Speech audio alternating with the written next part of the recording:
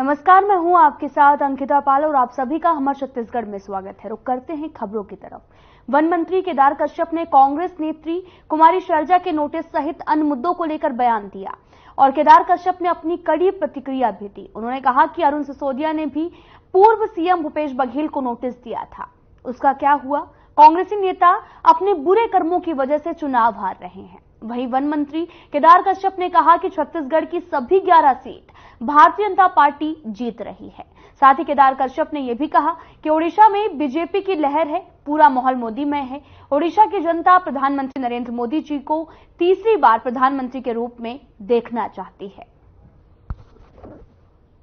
नेताओं को क्या लगता है, जिस तरीके से 11 नेता उनके क्षेत्र में गए थे, तो ये हार का डर है क्या? देखिए, कांग्रेस अब हार के किस तरीके से बहाना मिले इसको ढूंढ रही है और पूरे प्रदेश में, पूरे देश में उनका सुपड़ा साफ होना तय है। और इस बार का जो भारतीय जनता पार्टी का जो स्कोर है वो बहुत ही हाई रहेगा और कांग्रेस पार्टी अब अपने हार को छिपाने के लिए इस तरीके से काम कर रही है। यदि कांग्रेस पार्टी को वास्तविक रूप से जनता का सामना करना चाहिए, माफी मांगना चाहिए कि उन्होंने जनता के हितों का ध्यान नहीं रखा। 60 साल तक सरकार होने के बावजूद भी योजनाओं का क्रियान्वयन बेहतर तरीके से नहीं कर पाए। कहाँ की अलग अलग जो सीट है, चार लोकसभा सीट, जहां पर हमारे कांकेर, बस्तर और रायगढ़ और सरगुजा की सीटें, जहां पर भारतीय जनता पार्टी की जीत सुनिश्चित है। और हमारे पार्टी ने आदिवासी मुख्यमंत्री बना करके और शुद्ध आदिवासी को बना करके, हमने कांग्रेसियों की तरह झूठ बोल करके चलते हैं, नकली आदिवासी को प्रस्तुत नहीं किया। एक हमने कहते हैं सही आदमी को भारतीय जनता पार्टी ने मुख्यमंत्री बनाया है और उन्होंने लगभग 100 दिनों के भीतर में जब जिस तरीके से योजनाओं का निचले स्तर पर क्रियान्वयन किया है, उसको लेकर के आदिवासी समाज पूरी तरीके से सरकार के साथ में है और 11 के 11 सीटें भारतीय जनता पार्टी के पक्ष में होंगी। ये कांग्रेस में किस तरह से कार्यकर्ता काम कर रहे थे, इसको लेकर फीडबैक लिया जा रहा है। लोकसभा चुनाव के नतीजों के बाद संगठन में बदलाव की भी उम्मीद है और जिस तरह से जानकारी निकलकर सामने आ रही है, ऐसे लोगों को संगठन में लेकर जाएंगे जो बेहतर काम कर रहे हैं। क्या बीजेपी में भी ऐसी कोई रणनीति बनती नजर आ रही संगठन में बदलाव को लेकर? देखिए, भारतीय जनता पार्टी 365 दिन काम करती है और भारतीय जनता पार्टी कार्यकर्ताओं की पार्टी है। अब मुझे लगता है कि कांग्रेस पार्टी इसका सर्वे करा रही है, तो जिस तरीके से लोग उनके विरोध में जा रहे हैं, तो उसको लेकर के कांग्रेस पार्टी चिंतित है कि आने वाले समय में गांधी परिवार का कौन चरण वंदन कर सकेगा। उन चरण वंदन करने वाले लोगों को जो पदाधिकारी बनाया जाए, उनको पद सौंपा जाए, इसकी वो कहते हैं सर्वे करा रहे हैं। बीजेडी की जो वहाँ स्थितियां हैं उसको लेकर कांग्रेस कह रही है कि बीजेपी और बीजेडी उड़ीसा में मौसेरे भाई का काम है। अच्छा, वहां पर उड़ीसा में कांग्रेस पार्टी का नामो निशान नहीं है और उसके कारण से कांग्रेस पार्टी स्वयं अपने आप से लड़ रही है और उसको पूछने वाला कोई नहीं है और इसीलिए वो ऐसे आरोप लगा रही है कि वो बीजू जनता दल के साथ है, जबकि बीजू जनता दल का हम लोग खुलेआम विरोध कर रहे हैं। यदि कांग्रेस पार्टी में इतनी हिम्मत है तो वो बीजू जनता दल का विरोध करके बताए, पांडेन के खिलाफ में बोलकर बताए, लेकिन वो उनके खिलाफ में नहीं बोलेंगे, वो बल्कि उनके साथ में मिले हुए दिखाई देते हैं। हमारे शीर्ष नेता हो चाहे निचले स्तर के नेता हो, सारे के सारे नेता उनके खिलाफ में बोल रहे हैं। ये कुमारी शैलजा ने हर बार जीत हार का अंतर जो है वो बढ़ता गया है। 2009 की अगर बात की जाए तो 7.8% वोट से जो है बीजेपी जीत कर आई थी। 2019 में ये आंकड़ा 24.94% पहुंच गया।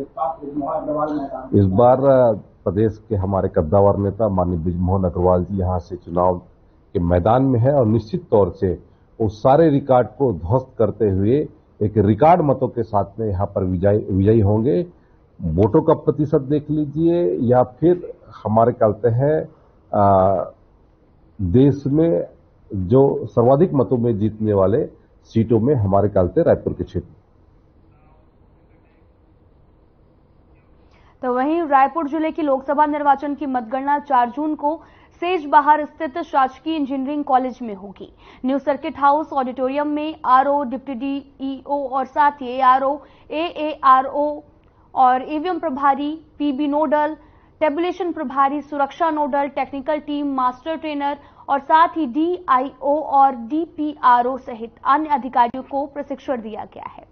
कलेक्टर एवं जिला निर्वाचन अधिकारी डॉक्टर गौरव सिंह ने भी संबोधित करते हुए कहा कि लोकसभा चुनाव में मतदान का कार्य जिस कुशलता से संपन्न कराया गया वह ऐतिहासिक है।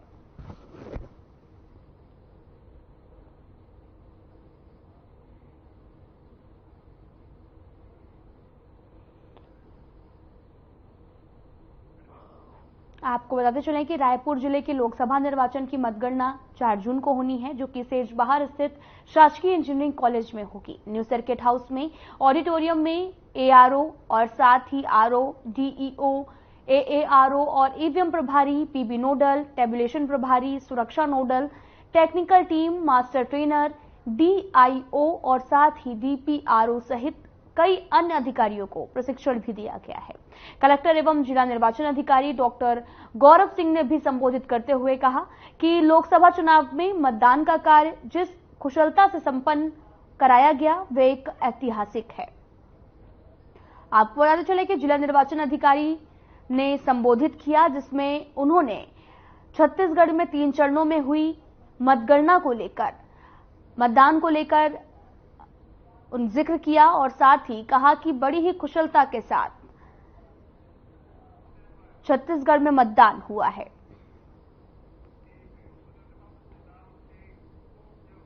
कलेक्टर अवनीश चरण ने जिले की 3 नायब तहसीलदारों को भी शो कॉज नोटिस जारी किया है।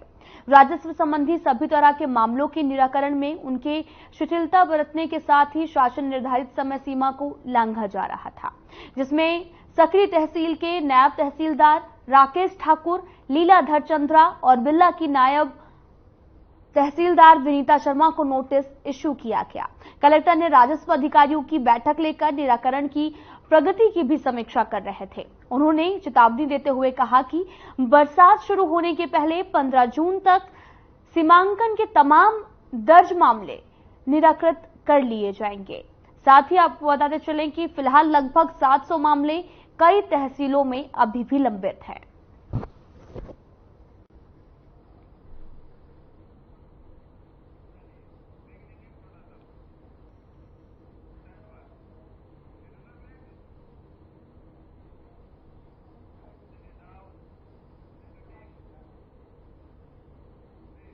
फिलहाल यहां रुकते हैं एक छोटे से ब्रेक के लिए।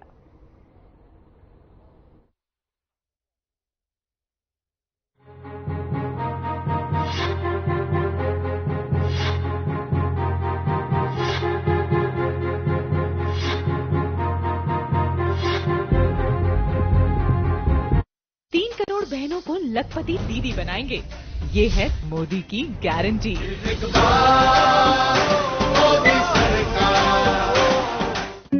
Hey mom, hey, look, I can download a song really fast. I can make dosas faster. Must be joking. Bus, 3 easy steps. Mix with water, spread batter, fry. गाना डाउनलोड हुआ? नहीं, पर तब तक मैं इडली बनाती हूँ। हमने बनाया किट से। दीदी, वोट किसे? भरोसे को। मतलब? देखो, यहाँ पढ़ाई का भरोसा है, यहाँ सेहत का भरोसा है। जो काम में लाइनें लगती थी वो घर पर ही हो जाएंगे, वो भरोसा है। ये घर, ये मुफ्त राशन, मुफ्त इलाज, पेंशन। हरियाणा वालों को अब कोई चीज के लिए किसी के आगे हाथ नहीं जोड़ना पड़ेगा, ऊंच नीच नहीं झेलना पड़ेगा। ये भरोसा है। और भरोसे का दूसरा नाम क्या है? मोदी। चलो वोट डालने। कमल का बटन दबाएं, भाजपा को जिताएं।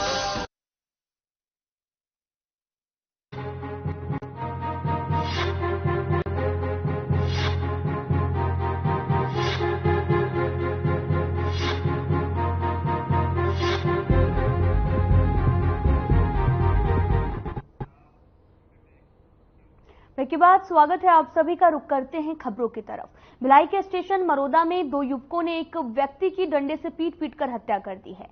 जानकारी के मुताबिक मृतक मानसिक रोगी था। बताया ये भी जा रहा है कि व्यक्ति ने आरोपी के पिता के साथ मारपीट की थी, जिसे नाराज होकर दो युवकों ने व्यक्ति की हत्या कर दी। पुलिस ने दो युवकों को हिरासत में भी ले लिया है और पूरे मामले की जांच भी लगातार जारी है। आपको बताते चले कि दो युवकों ने एक व्यक्ति की हत्या कर दी है। पीट कर मौत के घाट उतारा गया। फिलहाल पुलिस पूरे मामले की जांच में जुटी हुई है।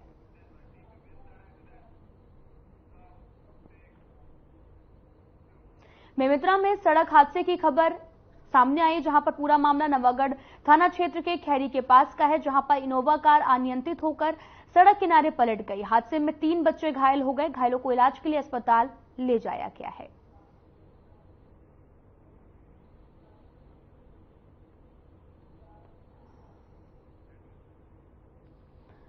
पूरा मामला बेमेतरा का बताया जा रहा है, जहां पर अनियंत्रित होकर कार पलट गई, जिसके बाद में आपको बताते चलें कि ये पूरा मामला बेमेतरा का है, जहां पर हादसे में 3 बच्चे घायल हो गए, जिन्हें अस्पताल में इलाज के लिए भर्ती कराया गया है। दंतेवाड़ा के किरंदुल नगर पालिका परिषद में हुए भ्रष्टाचार के मामले से अब हर कोई रूबरू हो गया है। इस बीच लेबर इंस्पेक्टर मनीष कुमार नेताम ने अपनी जांच शुरू कर दी है। देखिए इस रिपोर्ट में।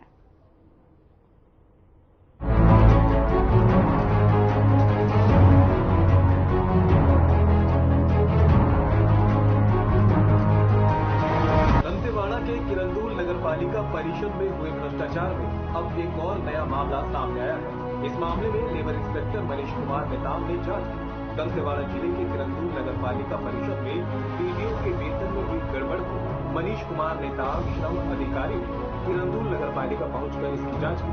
इसके साथ मनीष कुमार नेताम SLRM सेंटर भी गए। वहां कार्य कर रही डीपीओ से जानकारी ली तो डीपीओ ने बताया कि उनको 6,000 रुपए दिए जा रहे थे और अब 6,700 दिए जा रहे हैं। जांच कर रहे श्रम अधिकारी मनीष कुमार नेताम ने माना कि भुगतान में गलत तो हुआ है और ठेका श्रमिक को लेबर कमिश्नर के दर से भुगतान किया जाना था, लेकिन नहीं किया गया। उन्होंने बताया कि अभी मामले में जांच जारी है। जैसे ही जांच पूरी होगी तो उसके बाद उचित कार्रवाई की जाएगी। वहीं नगर पालिका के अभियंता ने भी कभी जुबान में स्वीकार किया और लेखपाल ने भी स्वीकार किया कि उनसे भूल हुई है, लिखने में गलत किया है। वहीं नगर पालिका अध्यक्ष मृणाल राय को भी इस बात का एहसास हुआ है कि उनके पेपर में गलत तो हुआ है। वहीं श्रम विभाग अधिकारी मनीष कुमार नेताम से जब इस संबंध में बात करने की कोशिश की गई तो उन्होंने फाइन न देने की शर्त पर कहा कि बुधवार को वापस जांच के लिए किरण बुलाएंगे, उसके बाद पूरी जानकारी देंगे। इस बीच बीजेपी नेता सियाराम बाबू गौतम से भी चर्चा की गई। उन्होंने क्या कुछ कहा आपको सुनाते हैं। नमस्कार जी। नमस्कार। थोड़ा सा चेहरा दिखाएंगे, थोड़ा दूर करेंगे जी। जैसा कि भी आप जानते हैं, नगर पालिका परिषद किरंदुल में लेबरों के भ्रष्टाचार को लेके मामला चल रहा है, उसके बारे में आप जानकारी देंगे। देखिए, क्या 2019 से ही जब से ये नगर पालिका कांग्रेस ने वहां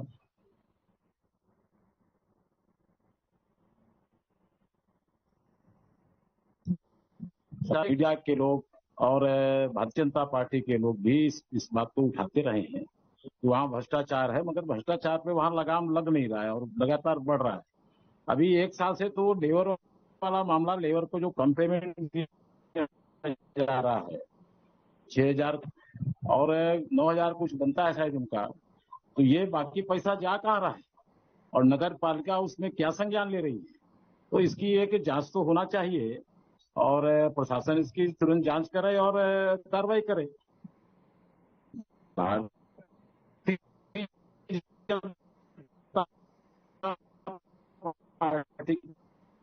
का बिल्कुल साफ साफ कहना मुक्त भारत बनाना है, फिर वो चाहे नगर साफ है। और 4 जून के बाद भारतीय जनता पार्टी इन सब बातों को लेकर मैदान में जरूर उतरेगी। और जैसे कि भी इसमें संज्ञान में आया है कि नगर पालिका जो लेबरों को लगा रखे थे उसमें अध्यक्ष के रिश्तेदार और पार्षदों के रिश्तेदार भी इसमें शामिल है। ये कहाँ तक सच अच्छा है और इसमें क्या ऐसे लोगों को करना चाहिए था नगर पालिका अध्यक्ष और पार्षदों को? बिल्कुल बिल्कुल, बंदर बांटे रेवड़ी अपने अपनों को दे, तो वहाँ सब मिलजुल ये सब काम कर रहे हैं और पूर्व मंत्री बनेंगे कि उनकी भी कुछ हिस्सेदारी है। और इन्हीं सब बातों को लेकर अभी कुछ महीने पहले नगर पालिका में अध्यक्ष के खिलाफ अविश्वास प्रस्ताव भी आया था। स्वयं उनके कांग्रेस के पार्षदों ने लाया था। उसमें भी सुनाई पड़ा कि नहीं, कुछ जो है सौदाबाजी करके और वो फिर निर्णय को पलटवाने में सफल रहे। जी, अभी जैसे उनके भांजा है, नगर पालिका अध्यक्ष के भांजा जो बचेली में निवास रहते हैं, उनका नाम कुछ बाला है, वो उनको भी इस 6,000 रुपये महीना जो पेमेंट जा रहा था, उनको भी इसी नगर पालिका से पेमेंट जा रहा था। हमारे पास उसकी पुख्ता जानकारी है। ये कहाँ तक नगर पालिका को ऐसा करना चाहिए था? राम टेके जी, वो तो भांजा वाली बात तो एक आदमी नगर पालिका का जान रहा है जी। नगर पालिका की जनता पूरा जान रही है। अभी मैं राम टेके जी, अगर मैं कहूंगा कि आपको भी शायद कम जानकारी, और न जाने कितने नाम और सामने आएंगे। वो तो जितना आप जान रहे हैं उतना जान रहे हैं। वो तो सीधा पूरे नगर पालिका की जो कार्य प्रणाली है, पूरे वो 2019 से प्रशासन को जांच करना चाहिए। और निश्चित रूप से भारतीय जनता पार्टी 4 जून के बाद में इस मामले को उठाई और जांच तो ये करना पड़ेगा। और अभी तो हमारे नगर पालिका का प्रभार हमारे एसडीएम साहब के पास है, उनको देखना चाहिए।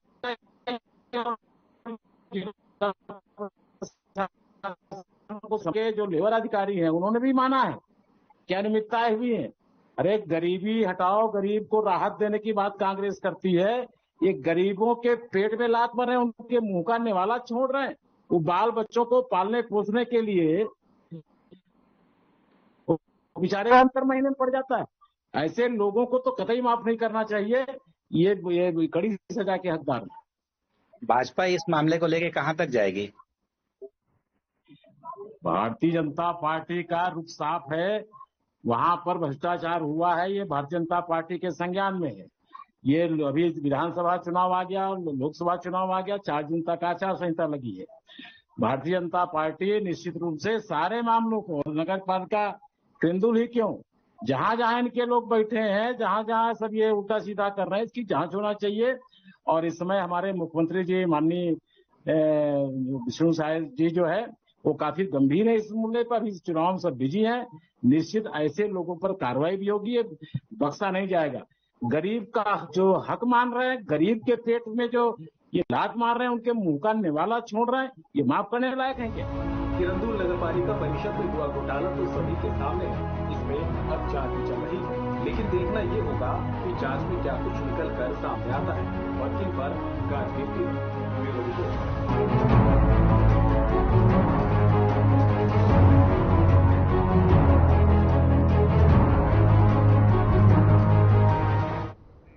फिलहाल यहां रुकते हैं एक छोटे से ब्रेक के लिए।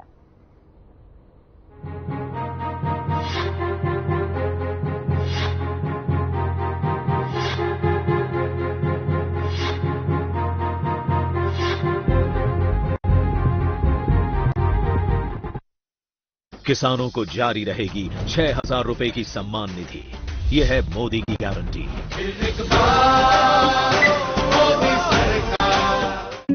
Hey mom, hey, look, I can download a song really fast.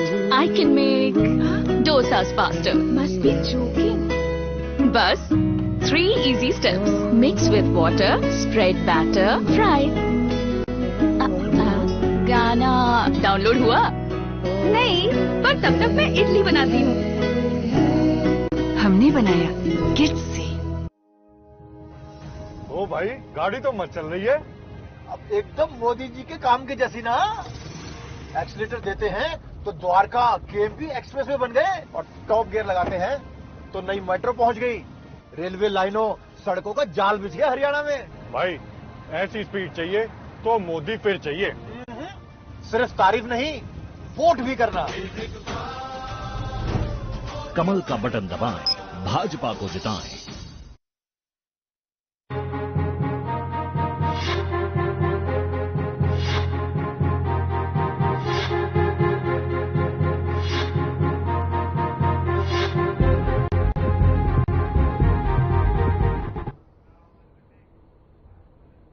Break के बाद स्वागत है आप सभी का हमर छत्तीसगढ़ में। रुक करते हैं खबरों की तरफ।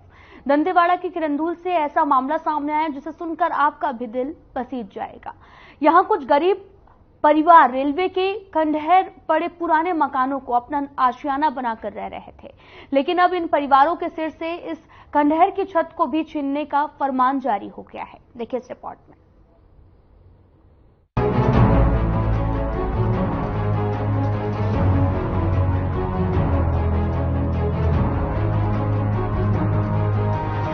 दंतेवाड़ा के किरंदुल में नगर पालिका वार्ड संख्या 17 में लंबे समय से 8 परिवार रेलवे के खंडहर पड़े पुराने मकानों में रहकर अपना जीवन यापन कर रहे हैं। रेलवे की तरफ से मकान खाली करने के लिए इन्हें कई बार नोटिस भी दिया गया, लेकिन इन गरीबों पर घर बनाने के लिए जमीन का टुकड़ा तक नहीं है और न ही पैसे हैं।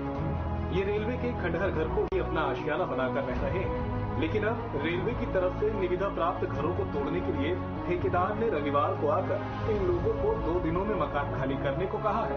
आगामी 15 दिनों के बाद बारिश का मौसम शुरू हो जाएगा। ऐसे में सवाल ये उठ रहा है कि ये लोग कहाँ जाएंगे।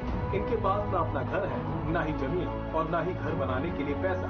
इन पीड़ितों ने सोमवार को नगर पालिका अध्यक्ष से मुलाकात कर अपनी परेशानियों को सामने रखा और जल्द ही कोई उचित व्यवस्था करने की मांग की है। कहाँ पर रहते हो आप लोग? हम लोग मिश्रा के में रहते हैं। मिश्रा के में कहाँ पर घर है? 18 नंबर वाले। 18 नंबर में? हाँ। वहाँ पे खाली करने बोल रहे अभी। खाली पीली घर चाहते हो, साफ सुथरा हो गया, 5-6 साल से ऊपर से रह रहे हैं। 2 दिन का टाइम दिए हैं। तो ये खाली कौन करवा रहा है? रेलवे के जो पुराने क्वार्टर्स पूरे खाली पड़े हुए थे। तो हम लोग उसमें साफ सफाई करके रह रहे थे।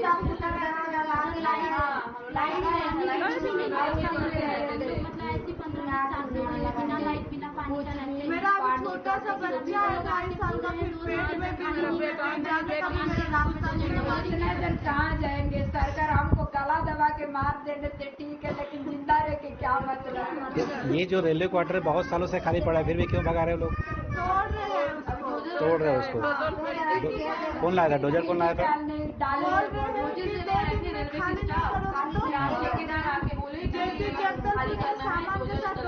ठेकेदार कौन है? रेलवे ठेकेदार है। चला के आए हैं, फिर यहाँ पे सामान के साथ जबरदस्ती दबा देंगे। तो सिर्फ आप लोग जहाँ रह रहे हैं उन्हीं को क्यों तोड़ रहे हैं? बाकी तो पीछे बहुत सारी क्वार्टर खाली पड़े हैं, सबको तोड़ रहे हैं। तो आप लोग तो वहाँ रहते हैं, उससे परेशानी नहीं होनी चाहिए उन लोग को। सामने वाला क्वार्टर छोड़ दे। नहीं, जो आप लोग जहाँ रहते हैं वहाँ उनको परेशानी नहीं होनी चाहिए, तो बहुत दूर में है। पहले सब तोड़ नहीं समझे, हाँ नहीं समझे, मैं सुन नहीं रहा। 2 दिन का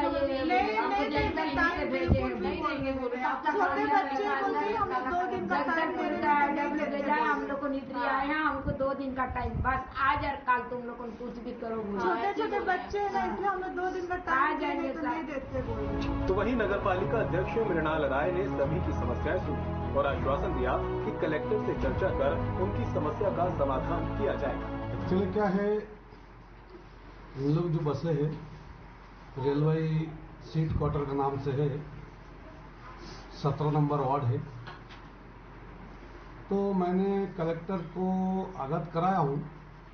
पहले भी जब सरकार दूसरे के थे, कांग्रेस के थे, तब भी कलेक्टर साहब को आगाह कराया हूँ और इस बार भी कलेक्टर साहब को अभी लेटर का उससे जानकारी दे दिए गए कलेक्टर साहब को। तो फिर भी मैं चाहूँगा इनको कोई ना कोई जगह बसाने के लिए कोई एक ज़मीन हो। हमारे पास ज़मीन है, जब तक कलेक्टर साहब का आदेश नहीं होता है तो हम इनको बसा नहीं पा रहे। और वो ज़मीन अगर कलेक्टर साहब स्वीकृति करता है, एक सुपुर्द कम का है। और फिलहाल इस वीडियो में इतना ही। नमस्कार।